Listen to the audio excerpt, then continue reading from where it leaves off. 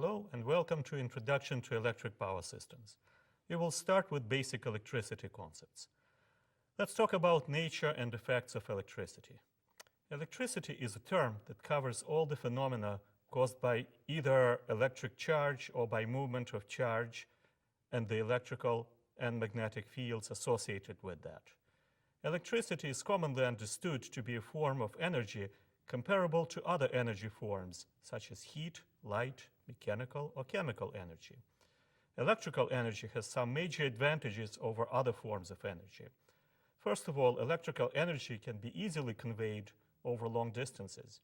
Power stations supply large areas via overhead transmission lines.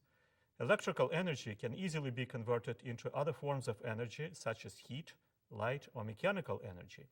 It is therefore used commonly both domestically and in industry. Let's talk about atomic models. All electrical states and processes are linked to the presence of the tiny elementary particles known as an electron. An electron carries a charge that corresponds to the smallest amount of electrical charge possible to have. It is the elementary quantum of electricity. Electrons are a constituent of the atoms that make up any chemical element. An atom, from the Greek atomos, meaning indivisible, was long thought to be the ultimate indivisible component of matter. Nowadays, it is known that atoms are not indivisible. They actually possess a rather complex structure that we have tried to envisage using atomic models. The atomic model developed by Niels Bohr is still the most important of these. It perceives the structure of an atom as being in the nature of our solar system. At the center lies the atomic nucleus, in the way that the sun lies at the center of the solar system. Electrons that move in orbit around this nucleus, like planets. Atoms of various elements differ in terms of the size of the nucleus and the number of electrons that surround it. The electron orbits can be elliptical or circular and are of differing diameter and in differing planes. They make up the shell of the atom. The diameter of an atomic nucleus is about 10,000 times smaller than the diameter of the atom as a whole. Atoms consist of an atomic nucleus and an electron shell, and this is a fundamental principle. Electrons are negatively charged, while the nucleus is composed of uncharged neutrons and positively charged protons. Its overall charge is thus positive. For this reason, an atom should possess an equal number of electrons and protons to make it electrically neutral. The following graphic depicts the atomic model in its entirety. That leads us to conductors and insulators. The conductivity of a material is effectively related to the number of free electrons in it. A distinction is usually made between conductors, insulators, and semiconductors, which have a special role of their own.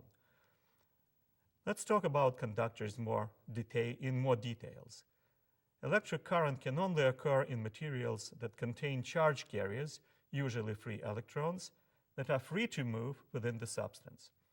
Those materials that contain many such free electrons that are able to move with little resistance are called conductors of electricity. Solid conductors are most likely to be metals such as gold, silver, copper, aluminum, or iron. One non-metallic conductor is the graphite, or a specific form of carbon. Liquids can also conduct electricity, for instance, metallic mercury. Indeed, any molten metal or aqueous solution of salts or acids can do the work. Insulators.